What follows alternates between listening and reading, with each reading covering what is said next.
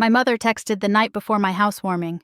"We'll skip it. Your sister just moved too. No call, no apology. Just pixels in the dark." I snuffed the candles I'd set for them and locked the door on a dinner set to proceed without their chairs. I smiled without feeling and let the night breathe. A week later, while an HGTV crew floated lenses through my villa, the same phone shivered, missed calls stacking like tides. Before anything else, have you ever been quietly erased by your own family? When I was 8, Christmas began with the click of my mother's heels and cinnamon in the air. Lena, my younger sister, waited by the tree. "Open yours, sweetheart," Mom would say, handing her the gold-wrapped box.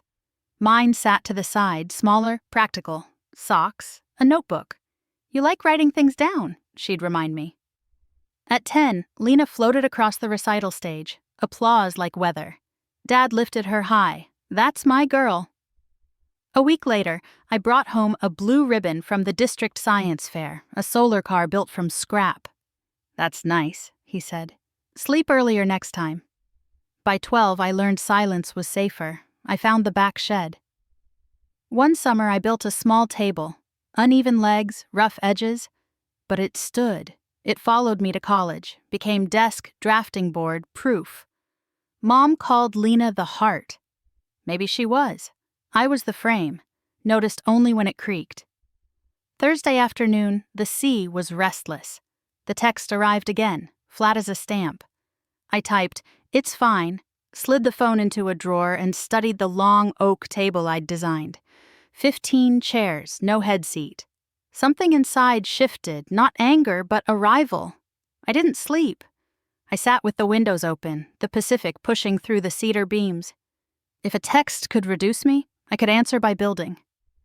I rolled tracing paper across the dining table and drafted a single night as I draft a roofline. Sightlines, light, circulation. At the top, I penciled, "Everyone has a seat." By dawn, the plan was layered with notes. I messaged people who'd been sidelined so long they stopped asking. My cousin Omar, who gets cropped. My college friend Ray, forever the airport ride with no welcome sign.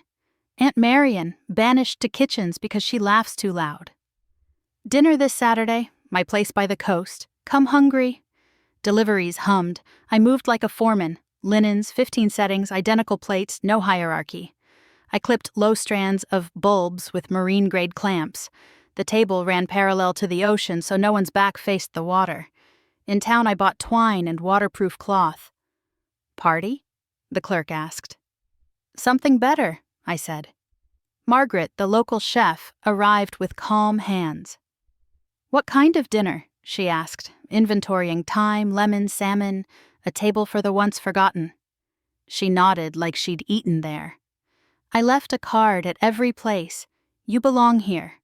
Wild flowers gathered from the cliff went into jars. Whenever my ribs tightened, I touched the old cedar table, the first thing I'd ever made, letting its grain steady me. The crew returned early for B-roll. They moved like swimmers through light. "You move like you built it," one cameraman murmured. I didn't answer. By midnight, the room glowed, the oak stretched, linen smooth, candles waiting, chairs spaced like held breaths. I walked the perimeter, counted 15 touches, and exhaled. Headlights curled up the hill at dusk. Through the glass, I saw silhouettes.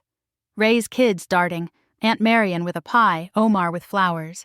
Inside, I lit candles, no toasts, no head seat. We ate, we laughed. Silence meant rest. Margaret sent roasted salmon, chowder, bread. I sat mid-table and watched the cards catch light. "You belong here." The episode aired next week, projected on a sheet. The ocean breathed beneath the images. Cedar beams, the long oak. My hands aligning forks. The narrator named me like a structure. Mara Lynn built a house where everyone has a seat. Then my earlier voice. Fairness isn't decorative, it's load-bearing. Applause rose, the calls began. Mom, Dad, Lena. Morning brought texts. "We saw.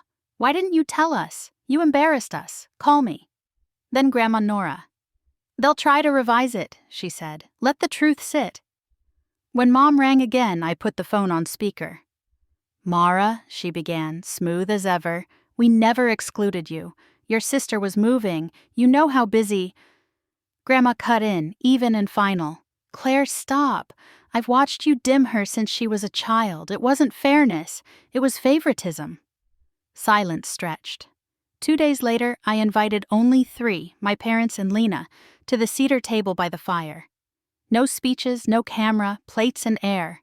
My mother traced the scar along the edge. It's beautiful, she said. You did well, not absolution, recognition. I let it stand. Outside, the Pacific kept breathing. I set palm on the wood I made and felt it hold. I wasn't waiting for a chair anymore. I was the builder.